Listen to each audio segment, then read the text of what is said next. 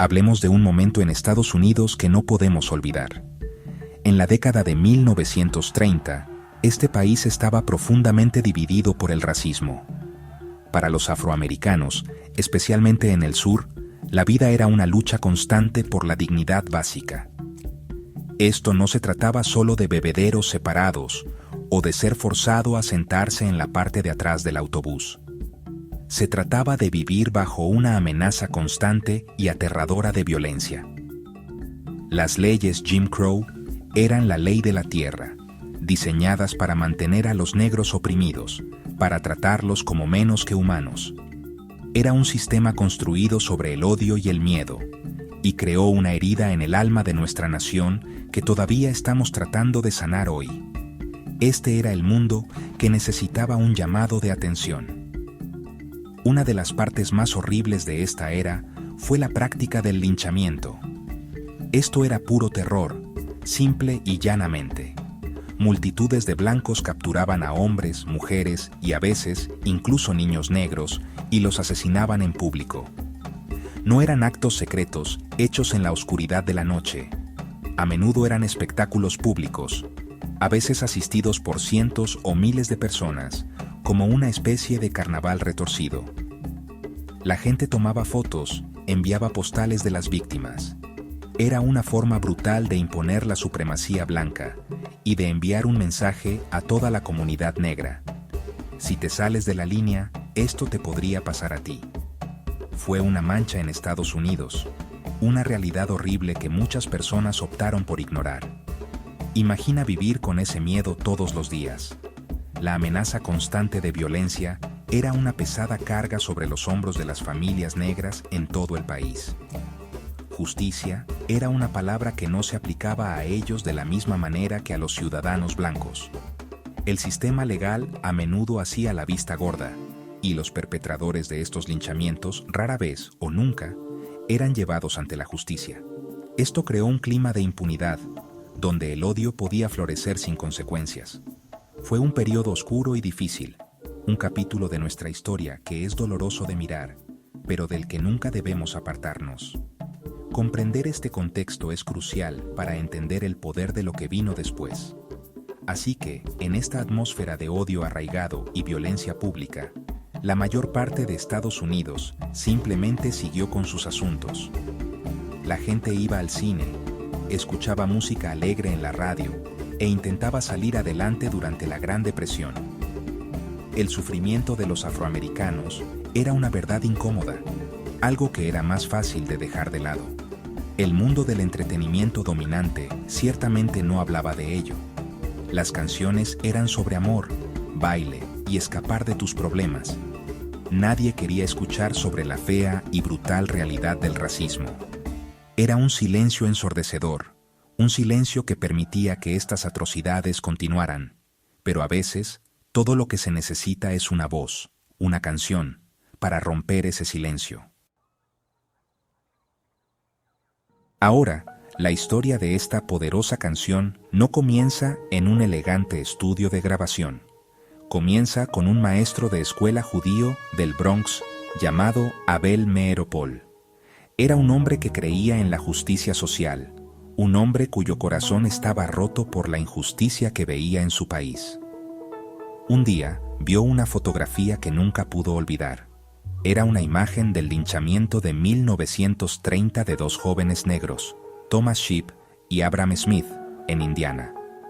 La imagen era horrible, mostrando sus cuerpos colgando de un árbol, mientras una multitud de espectadores blancos observaba, algunos incluso sonriendo.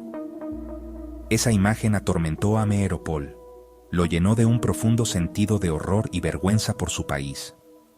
No podía quitarse la imagen de la mente. Como escritor, hizo lo único que sabía hacer. Canalizó su angustia en palabras. Escribió un poema llamado Fruta Amarga. No usó un lenguaje gráfico y violento.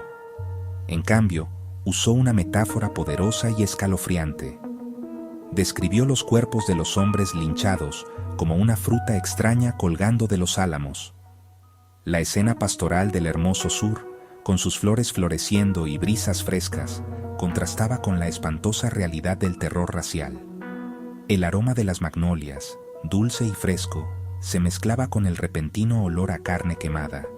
Fue una pieza de escritura brillante y devastadora que obligó al lector a confrontar la fealdad que se escondía a plena vista. Mero Paul, quien también escribía canciones bajo el nombre de Louis Allen, le puso música a su poema. Él y su esposa la interpretaron en pequeñas reuniones en Nueva York, pero era solo una pequeña canción de protesta conocida por unos pocos. Luego, un día, el dueño de un club nocturno llamado Café Society, un raro club integrado en Nueva York, escuchó la canción. Pensó en una cantante que tenía la profundidad emocional y la experiencia de vida para comprender verdaderamente su dolor: Billie Holiday. Al principio, Billie dudó. Era una cantante de jazz, conocida por sus canciones sobre el amor y el desamor. Esto era algo completamente diferente.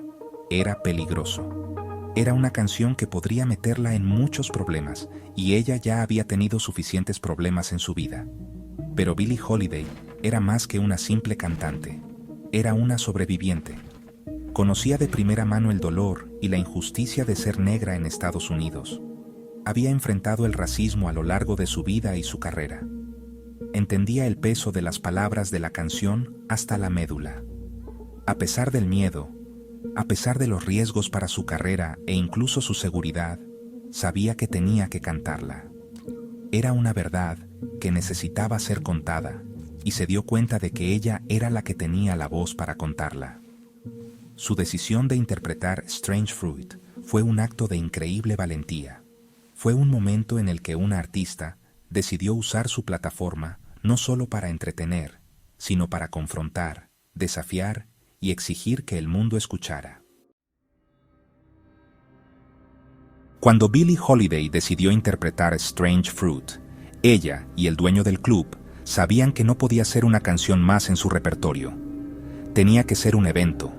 Tenía que ser algo que nadie en la audiencia pudiera ignorar. Así que crearon un ritual a su alrededor. Siempre sería la última canción de la noche. Justo antes de cantarla, todos los camareros dejarían de servir y la habitación se oscurecería por completo. La única luz sería un solo foco, brillando directamente en el rostro de Billie. La audiencia se sumergiría en el silencio, sin el tintineo de vasos ni el parloteo que los distrajera. El escenario se estaba preparando para una confrontación con una fea verdad. Imagina estar en esa habitación. Has tenido una noche de copas, risas y música jazz. De repente, las luces se apagan.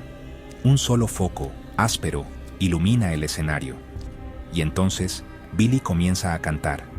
Su voz, usualmente tan llena de swing y picardía, se convierte en algo completamente diferente.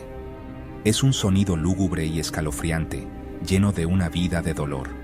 No solo cantó las palabras, las vivió. Cada línea fue entregada con una emoción cruda y desgarradora que era casi insoportable de presenciar. Cerró los ojos, canalizando el horror del poema. No solo estaba interpretando una canción, estaba dando un sermón.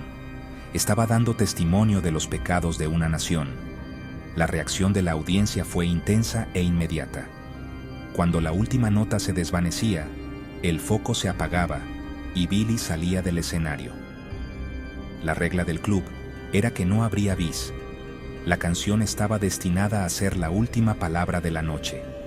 Las luces permanecerían apagadas por un momento, obligando a la audiencia a sentarse en la oscuridad y absorber lo que acababan de escuchar. A menudo, al principio no había aplausos, solo un silencio aturdido e incómodo. Algunas personas se emocionaban hasta las lágrimas. Otras se enojaban y se ponían a la defensiva. La canción obligó a todos en esa sala, tanto blancos como negros, a confrontar una realidad que habían intentado evitar. Dejó una marca en todos los que la escucharon. Cantar esta canción noche tras noche le pasó una factura tremenda a Billie. Era emocionalmente agotador revivir ese lugar oscuro cada vez que actuaba. Pero también enfrentó peligros muy reales. La canción enfureció a mucha gente. Recibió amenazas. Algunos dueños de clubes se negaron a dejarla cantarla. Las autoridades, incluyendo la Oficina Federal de Narcóticos, la persiguieron sin descanso, usando sus luchas contra la adicción como arma para intentar silenciarla. No querían que esta poderosa mujer negra cantara una canción que exponía la vergüenza más profunda de Estados Unidos. Cada vez que subía a ese escenario para cantar Strange Fruit, ponía en juego su carrera y su libertad. Fue un acto de desafío, una protesta que libró una actuación a la vez. Los intentos de censurar Strange Fruit fueron feroces. Cuando Billie Holiday intentó grabar la canción, su propia discográfica Columbia se negó. Tenían miedo de la reacción, especialmente de los distribuidores de discos y las estaciones de radio del sur. Era demasiado controvertida, demasiado política, demasiado real. Pero Billie estaba decidida. Encontró un sello discográfico más pequeño e independiente, Commodore Records, dirigido por un hombre que creía en la importancia de la canción. En 1939 la grabó, y esa grabación se convertiría en una de las más importantes de la historia estadounidense. A pesar de ser prohibido en la mayoría de las estaciones de radio, el disco se vendió sorprendentemente bien, extendiendo su poderoso mensaje mucho más allá de las paredes de aquel club nocturno de Nueva York. La canción lo cambió todo. Antes de Strange Fruit, las canciones de protesta eran en su mayoría melodías folclóricas cantadas en mítines sindicales o pequeñas reuniones políticas. Billie Holiday llevó la música de protesta a la corriente principal. Demostró que un artista popular podía usar su arte para hablar de problemas sociales serios, para hacer una declaración y para desafiar el status quo. Abrió la puerta para que generaciones de artistas la siguieran, desde Bob Dylan y Nina Simone hasta los artistas de hip hop conscientes de hoy. Demostró que una canción podía ser más que solo entretenimiento. Una canción podía ser un arma en la lucha por la justicia. Podía ser una herramienta para despertar a la gente y exigir un cambio. Strange Fruit se convirtió en un himno para el movimiento por los derechos civiles. Sus imágenes escalofriantes y la desgarradora interpretación de Billie capturaron el horror de la violencia racial de una manera que los discursos y las estadísticas nunca podrían. Dio voz a los que no tenían voz e hizo que la lucha por la igualdad racial fuera imposible de ignorar. En 1999, la revista Time la nombró la canción del siglo, reconociendo su profundo impacto no solo en la música, sino en la conciencia de la nación. Se erige como un testimonio del poder del arte para iluminar los lugares más oscuros y para forzar una conversación que la gente no está preparada para tener. Es una canción dolorosa, pero es necesaria. Y hoy, más de 80 años después de su primera grabación, el legado de Strange Fruit es más importante que nunca. La lucha contra la injusticia racial está lejos de terminar. La fruta extraña de hoy puede que no cuelgue de los álamos, pero las raíces del racismo sistémico todavía son profundas en nuestra sociedad. La canción sigue siendo un poderoso recordatorio de nuestra historia y un llamado a la acción para nuestro futuro. Nos enseña que nunca debemos guardar silencio ante la injusticia. Nos recuerda el coraje de personas como Abel Meeropol y Billie Holiday, quienes se atrevieron a decir la verdad al poder. Su legado perdura en cada artista, cada activista y cada persona que alza su voz para decir que podemos y debemos hacerlo mejor.